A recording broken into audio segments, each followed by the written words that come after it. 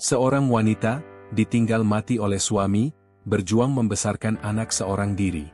Hidupnya penuh kesepian, sampai suatu hari, AC di rumahnya rusak.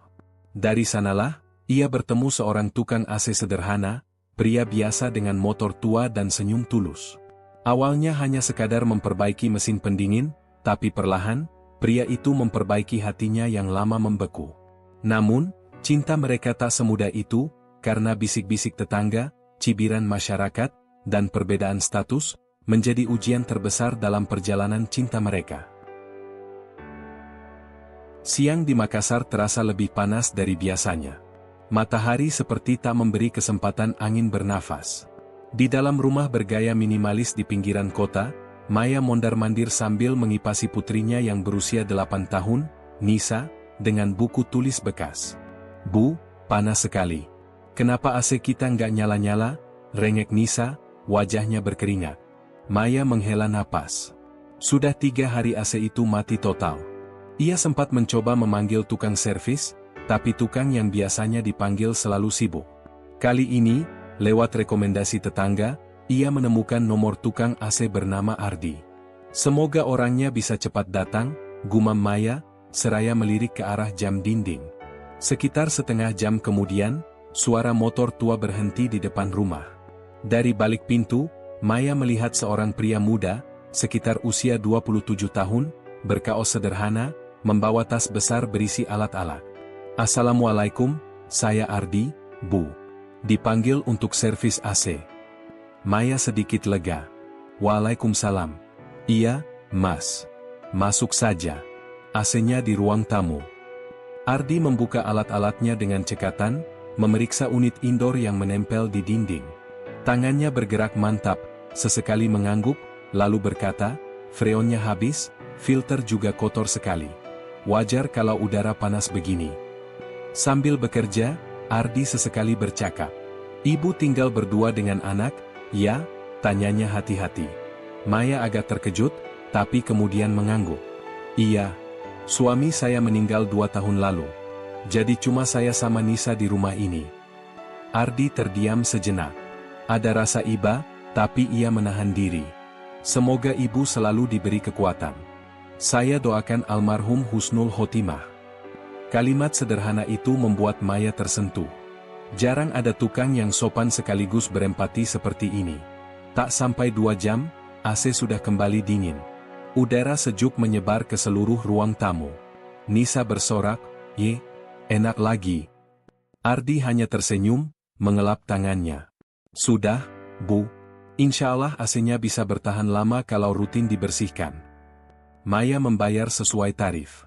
Tapi ketika ia hendak memberikan uang lebih sebagai tip, Ardi menolak halus. "Sudah cukup, Bu. Rezeki saya nanti ada yang atur. Kalau lebih, saya nggak enak. Takut nggak berkah." Sikap itu membuat Maya semakin penasaran. Ada sesuatu dari pria sederhana ini yang berbeda dari kebanyakan laki-laki lain. Beberapa minggu berlalu. AC masih normal, tapi diam-diam Maya merindukan sosok tukang AC itu. Entah kenapa, kehadiran Ardi meninggalkan kesan hangat. Suatu sore, Maya mencari alasan. Ia menelpon nomor Ardi. "Halo, Mas Ardi? AC saya kayaknya bunyinya agak keras deh. Bisa tolong lihat?" Ardi datang dengan motor tuanya. Setelah dicek, ia tersenyum kecil. "Nggak ada masalah, Bu. Mungkin ibu cemas saja. AC ini masih sehat." Maya tersipu malu. Ia memang hanya ingin bertemu. Tapi ternyata, Nisa sangat senang kedatangan Ardi. Mereka cepat akrab. Ardi pandai bercanda, membuat Nisa tertawa terbahak-bahak. Melihat itu, Maya tersenyum lirih. Sudah lama ia tak melihat putrinya tertawa lepas sejak ayahnya meninggal. Setelah Ardi pulang, Maya termenung. "Kenapa aku berharap dia datang lagi?" bisiknya pelan. Suatu malam, listrik padam. Maya duduk di teras rumah, menatap langit gelap. Hatinya tiba-tiba diliputi rasa sepi. Ia mengingat masa lalu, saat suaminya masih hidup, mereka sering duduk di teras seperti ini, berbincang sambil minum teh. Air mata Maya menetes. "Kenapa aku masih merasa kosong? Apa aku terlalu lemah?" Keesokan harinya, Ardi datang lagi. Kali ini benar-benar ada masalah, AC bocor air. Saat ia memperbaiki, Maya tanpa sadar menceritakan perasaannya. Tentang kehilangan, tentang rasa hampa, tentang sulitnya membesarkan Nisa sendirian. Ardi mendengarkan dengan serius, lalu berkata pelan. Bu Maya, luka itu mungkin gak akan hilang. Tapi luka juga bisa berubah jadi kekuatan. Jangan biarkan kesedihan membuat ibu berhenti hidup. Ada Nisa yang harus ibu bahagiakan. Maya menatapnya lama. Ada ketulusan dalam mata Ardi yang membuatnya merasa tidak sendirian. Namun, kebersamaan mereka tak luput dari perhatian. Tetangga mulai berbisik. Si janda Maya kok sering banget kedatangan tukang AC itu. Ih, jangan-jangan mereka ada hubungan. Ya ampun, janda memang cepat ya cari pengganti. Suatu sore, Maya mendengar sendiri bisikan itu dari ibu-ibu komplek. Hatinya perih. Ia merasa harga dirinya diinjak. Malamnya, ia bicara dengan Ardi. Mas, sebaiknya jangan sering ke rumah saya lagi. Orang-orang sudah ngomong macam-macam. Ardi terdiam. Wajahnya tertunduk. Saya paham, Bu. Tapi, jujur, saya datang bukan cuma karena AC. Saya peduli sama ibu dan Nisa. Maya tercekat. Kata-kata itu menusuk hatinya. Tapi ia takut. Takut menjadi bahan gunjingan, takut cintanya dianggap aib. Hari-hari berikutnya, Maya mencoba menjauh. Tapi setiap malam, ia merasa sepi. Setiap kali AC menyemburkan hawa dingin, ia justru merasa hatinya kosong. Hingga suatu hari, Nisa demam tinggi. Panik, Maya mencoba menghubungi beberapa tetangga, tapi tak ada yang merespons. Dengan gemetar, ia akhirnya menelpon Ardi. Mas, Nisa panas sekali. Tolong, saya nggak tahu harus gimana. Ardi datang secepat mungkin. Tanpa pikir panjang, ia menggendong Nisa ke motor, lalu membawanya ke klinik. Malam itu, Ardi menunggui hingga Nisa tertidur dengan wajah tenang. Maya menatapnya dengan mata berkaca-kaca. Kenapa Mas begitu peduli sama saya? Ardi menoleh, suaranya pelan tapi tegas. Karena saya ingin jadi bagian dari hidup ibu. Saya bukan hanya ingin memperbaiki AC ibu, tapi juga ingin memperbaiki hati ibu, dan mengisi kekosongan itu. Maya menangis. Untuk pertama kalinya sejak lama, ia merasa dipeluk oleh rasa aman. Meski hatinya mulai terbuka, Maya tahu perjalanan tak akan mudah. Orang-orang tetap sinis. Bahkan ada seorang tetangga laki-laki, Pak Darman, duda beranak 2 yang sering menggoda Maya.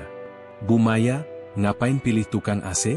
Kalau sama saya, hidup ibu lebih terjamin, katanya suatu hari dengan senyum menyebalkan. Maya menolak halus, tapi gosip semakin liar. Bahkan ada yang bilang Maya hanya pura-pura kesulitan agar bisa dekat dengan Ardi. Ardi pun mendapat tekanan dari keluarganya. Ibunya berkata, di kampung banyak gadis muda, kenapa kau malah jatuh cinta sama janda anak satu? Orang nanti ngomong macam-macam. Ardi hanya menunduk. Tapi dalam hatinya ia yakin, Maya bukan sekadar wanita biasa. Ia adalah rumah yang selama ini ia cari. Suatu malam, Ardi memberanikan diri. Ia datang dengan pakaian rapi, membawa keluarganya ke rumah Maya. Dengan suara bergetar, ia berkata di depan orang tua dan beberapa tetangga. Saya Ardi, hanya tukang AC biasa. Tapi saya datang dengan niat baik. Saya ingin melamar Bu Maya, bukan hanya sebagai istri, tapi juga sebagai ibu untuk anak saya kelak, dan saya sebagai ayah untuk Nisa. Suasana hening. Beberapa tetangga terkejut, sebagian berbisik. Maya meneteskan air mata. Ia tak menyangka Ardi seberani itu. Setelah melewati diskusi panjang dan pertentangan, akhirnya Maya menggenggam tangan Ardi. Kalau Mas yakin, saya juga yakin. Kita jalani bersama. Beberapa bulan kemudian, Maya dan Ardi resmi menikah. Hidup mereka sederhana. Ardi tetap bekerja sebagai tukang AC, tapi setiap kali pulang, ia membawa senyum dan kasih sayang. Rumah itu kini bukan hanya dingin karena AC yang selalu terawat, tapi juga hangat karena cinta yang mengalir. Maya belajar bahwa cinta sejati tidak datang dari kemewahan, melainkan dari ketulusan. Dan Ardi membuktikan, meski hanya tukang AC sederhana, ia mampu menjadi lelaki yang mendinginkan rumah, tapi menghangatkan hati.